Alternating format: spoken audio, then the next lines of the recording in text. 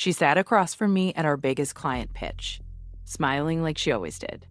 And she had no idea I had already copied every fraudulent invoice, every fake vendor receipt, and every wire transfer she had ever routed to herself. By the time she finished her presentation, I was going to end her career in that same room. Claire and I started Calliope Events 4 years ago in a shared office the size of a walk-in closet.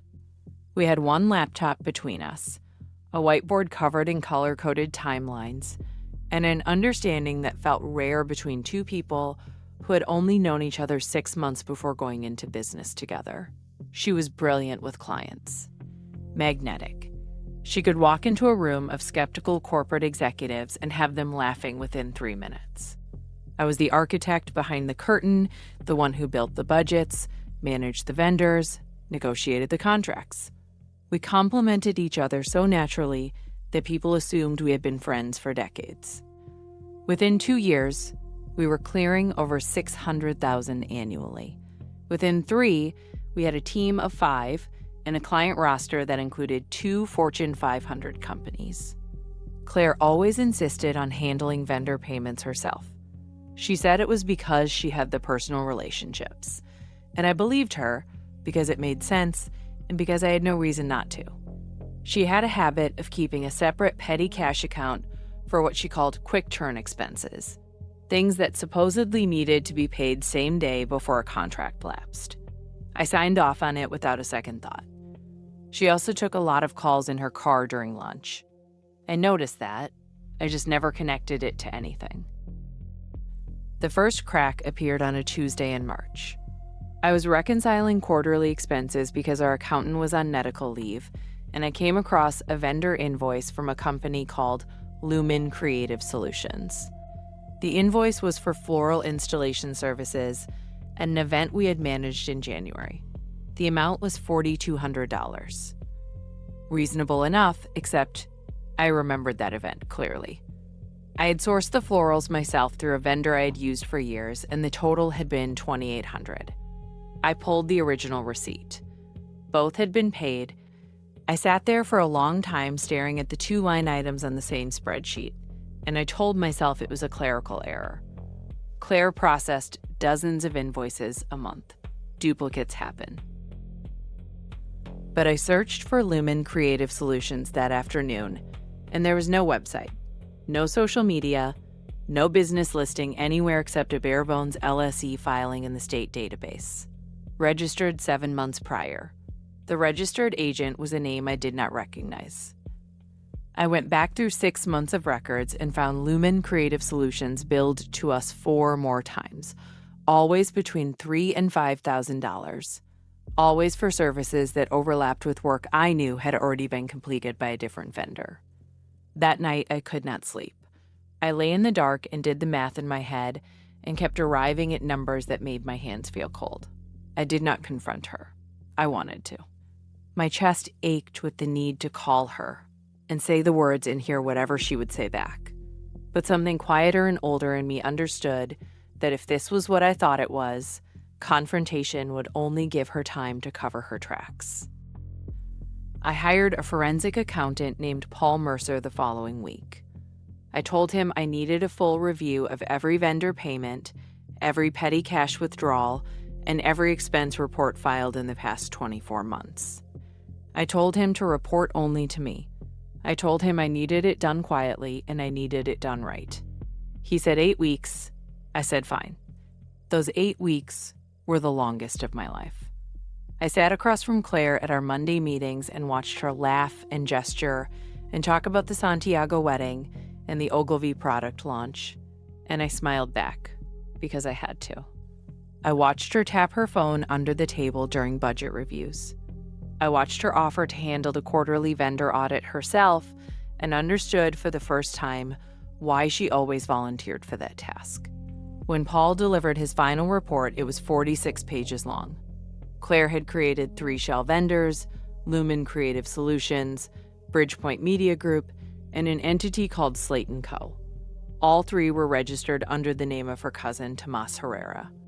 Over 22 months, she had funneled just under $170,000 from our operating accounts into those shells.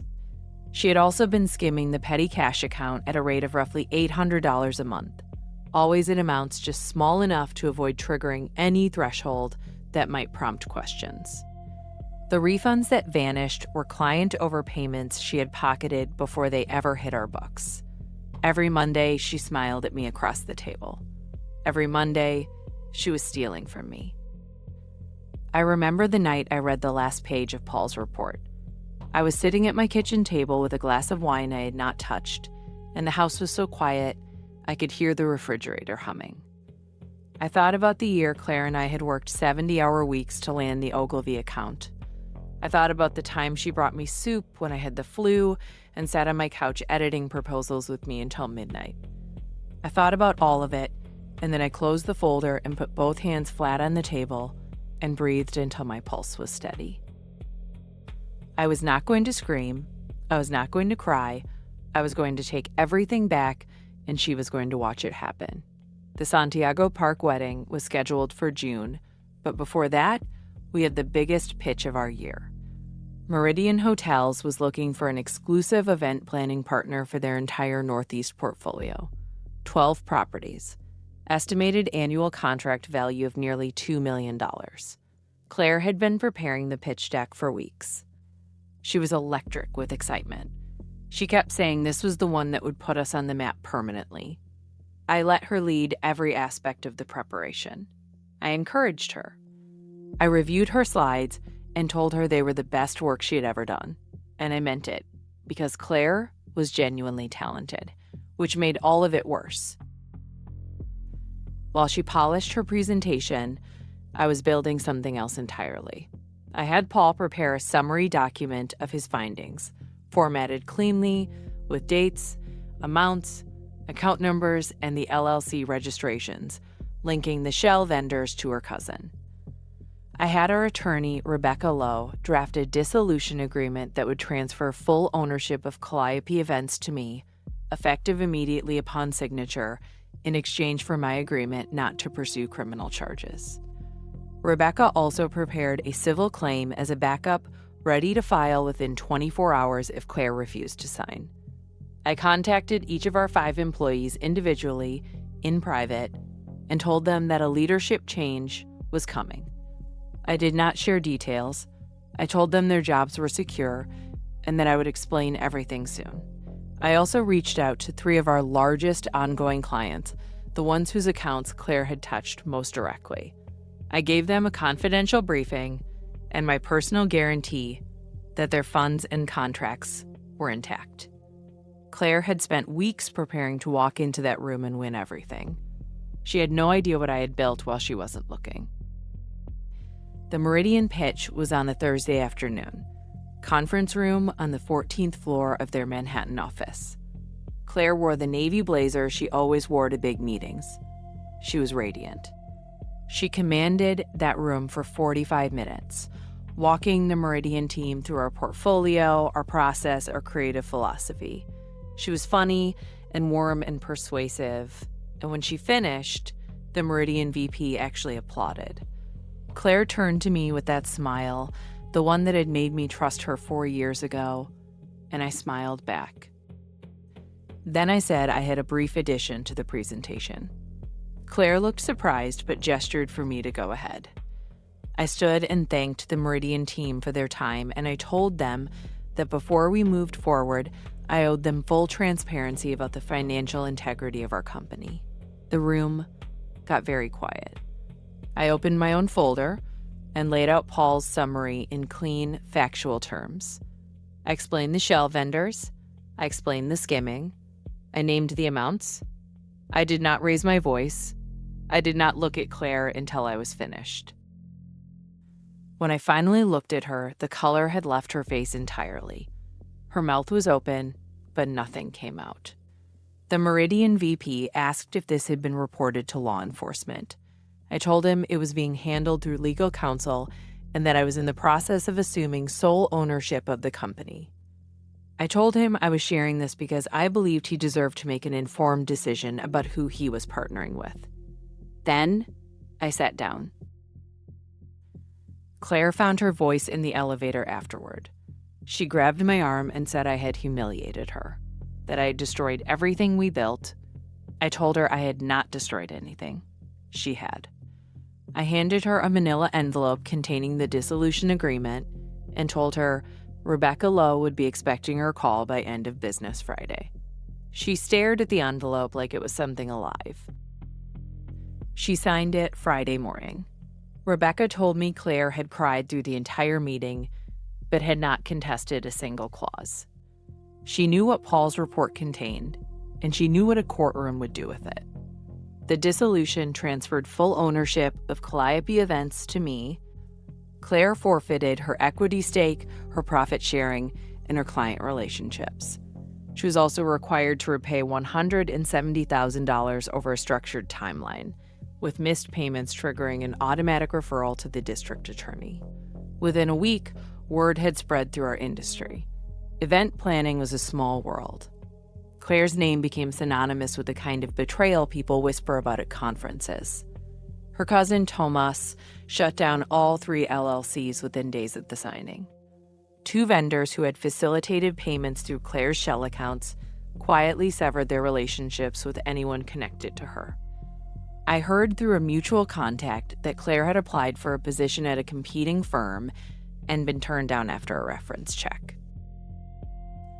The Meridian VP called me the following Monday. He said that what I had done in that conference room was either the bravest or the most reckless thing he had ever seen in a business meeting. Then he said he wanted to move forward with the contract with me because he had never seen anyone choose transparency over a sure win. We signed the partnership agreement 6 weeks later. Calliope is mine now. Fully, legally, completely mine. The team stayed, the clients stayed. Revenue has grown 30% since the restructuring, and I oversee every invoice personally. I hired a full-time controller to make sure no one, including me, ever has unchecked access to the accounts again. I do not hate Claire. That is the part people find strange when I tell this story. I do not hate her. I think about her sometimes, usually on Mondays, when I sit at the conference table alone and review the week's agenda. I think about how good she was at the work, how much of what we built was genuinely hers. And then I think about $170,000 and 22 months of looking me in the eye while her hand was in the register, and whatever softness I feel hardens again into something I have learned to live with. I kept the whiteboard from our first office. It still has her handwriting on it, a list of goals we wrote together the week we launched. The last item says, in her looping blue script, trust the process.